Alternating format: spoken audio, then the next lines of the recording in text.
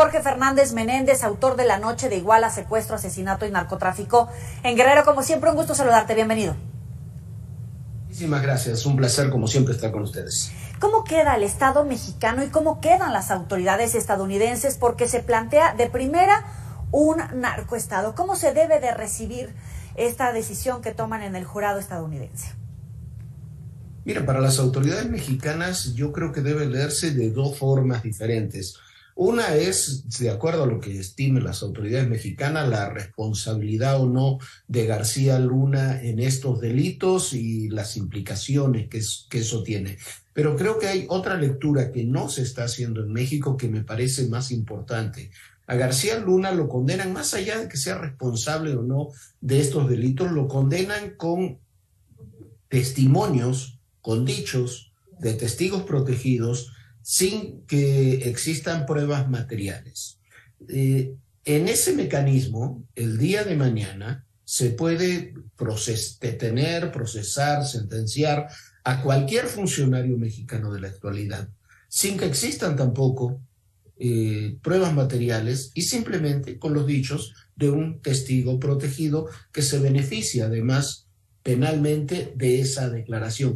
Creo que ese es el punto fundamental. Si no se comprende eso, no se comprende lo que está detrás del proceso de García Luna, que es más allá de la culpabilidad o no del exsecretario de Seguridad Pública, poner a México como una suerte de narcoestado, que es un argumento que están utilizando distintas autoridades estadounidenses, ponerlo como narcoestado ante su propia sociedad. Y entonces, ¿qué debería de pasar a partir de los procesos judiciales en Estados Unidos, pero ahora en México? Mira, yo creo que en México se deben procesar los delitos. A ver, contra García Luna no hay ningún delito por narcotráfico que esté en un juzgado mexicano. Lo que tenemos aquí son acusaciones por enriquecimiento ilícito según las autoridades, que también eso se debe analizar, pero nunca fue detenido 7 años después de que dejó su función. Este juicio se realiza prácticamente 11 años después y no hay procesos en su contra. Entonces, si nuestro sistema de justicia no comienza a certificar con claridad quiénes sí, quiénes no tienen responsabilidades en delitos de relación con el narcotráfico, se convierten en mucho más vulnerables. Y si politizamos aquí también todas las detenciones, el tema es aún más delicado. El sistema va a fallar aún mucho más, porque todas las decisiones terminarán siendo cada vez más políticas. Pero se está politizando el tema, hay un uso político de la justicia de un bando y del otro. Veíamos inmediatamente las reacciones de integrantes del gobierno, del gabinete, diciendo que pues próximamente veríamos la justicia contra el expresidente Calderón, contra el expresidente Vicente Fox, y del otro lado también hay un uso político de la justicia. Escuchábamos a Lili Téllez diciendo que cuando ella sea presidenta, si es que llega a ser, tenían que poner sus barbas a remojar en el gobierno actual. Es decir, todavía no se sabe. No hay una investigación, no se sabe si son culpables, pero ya están hablando de un uso político de la justicia. ¿Qué está pasando? Hay un uso político en México y hay un uso político en Estados Unidos. Si se cometieron irregularidades o si se cometieron delitos, para llamarlo como debe ser la palabra, en México o en Estados Unidos se deben castigar. En México mucho más porque son delitos que presuntamente aquí se cometieron. Pero en todo eso, en todo ese mecanismo, se deben comprobar. El punto fundamental es que debe haber pruebas materiales para acusar a alguien de un delito y además de delitos tan graves que pueden conllevar la cadena perpetua para quien los cometió. Entonces, me parece que se debe ser mucho más delicado en eso.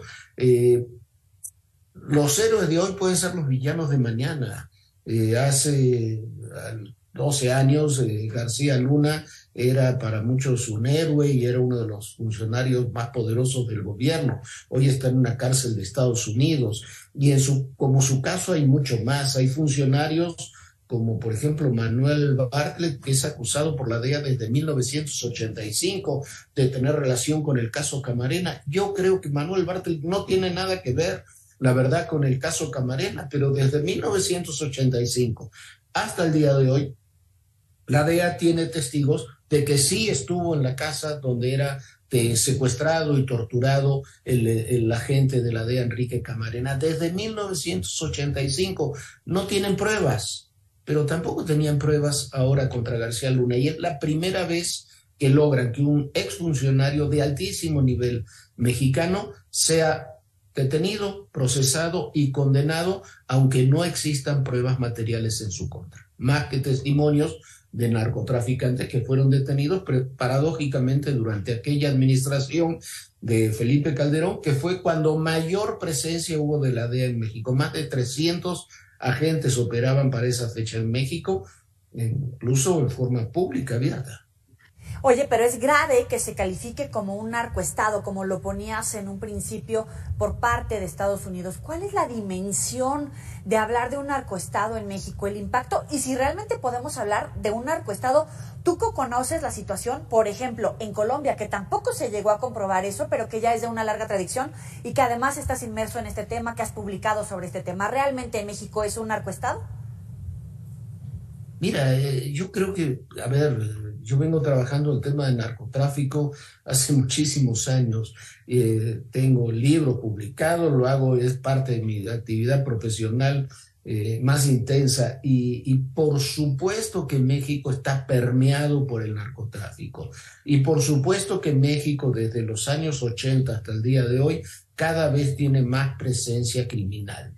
Entonces estos años han nacido cárteles, han desaparecido cárteles, tienes una cifra cada vez mayor de muertos y asesinados por la violencia criminal, pero México no es un narcoestado. ¿Hay muchos funcionarios involucrados en el narcotráfico? Sí, por supuesto, si no, no podría operar. Pero narcoestado implica que el Estado está controlado por el narcotráfico. Es una palabra que usamos en alguna época con Colombia sin que tampoco se aplicara exactamente a Colombia, pero eso es lo que quiere decir. Y eso es lo que están vendiendo. Eso es lo que implícitamente decía la administradora de la DEA apenas la semana pasada, lo que dicen los fiscales de los estados gobernados por los republicanos, o lo que decían los senadores demócratas Bob Menéndez o Ted Cruz en la misma comparecencia de la directora Milgram, la administradora de la DEA. Ese es el enorme riesgo que estamos corriendo. ¿Qué precedente sienta esta resolución para México? Porque el gobierno mexicano está buscando recuperar los 750 millones de dólares que pelea en la Corte de Miami. ¿Qué precedente sienta? ¿Lo podemos recuperar? Yo creo que México no va a obtener esos recursos, e incluso el caso en México es débil. Esos recursos, esos 750 millones de los que se habla, son en parte de García Luna, en parte de los que eran sus socios en Miami, la familia Weinberg, en parte de otras personas, y provienen, ese es el monto, más que recursos, es el monto de los contratos que obtuvo García Luna de 2012 a 2019 del gobierno federal y del gobierno de la Ciudad de México y de gobiernos estatales. Son contratos que se firmaron después de que García Luna fue secretario de Seguridad Pública. Entonces, es un tema que le va a costar mucho al gobierno mexicano demostrar en Estados Unidos para que le reingresen esos recursos e incluso demostrar legalmente en México de que son producto de actividades ilícitas. Hasta ahora lo que dice el gobierno son poco más de 30 contratos que se firmaron con autoridades mexicanas. Podrán ser ilícitos o no, no sé, es otro tema, pero fueron fiscalizados, pasaron por la Auditoría Superior de la Federación y demás. Entonces, y a eso se suman propiedades, por ejemplo, de la familia Weinberg, que es una familia muy rica y que lleva haciendo negocios con el Estado mexicano hace más de 30 años, ¿no? Para concluir, ¿veremos algún expresidente del PAN o del PRI sentado en el mismo banquillo en el que estuvo o que sigue García Luna? No, yo creo que no, y yo creo que sería muy lamentable que eso ocurriera con cualquier expresidente o con el presidente López Obrador el día de hoy.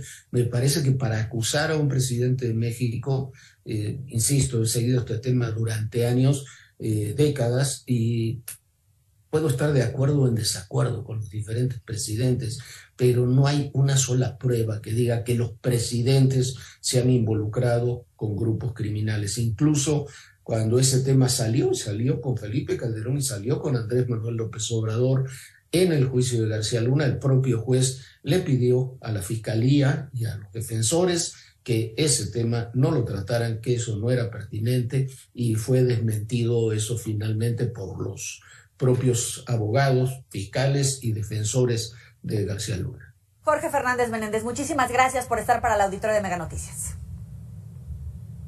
No, es un placer como siempre estar contigo.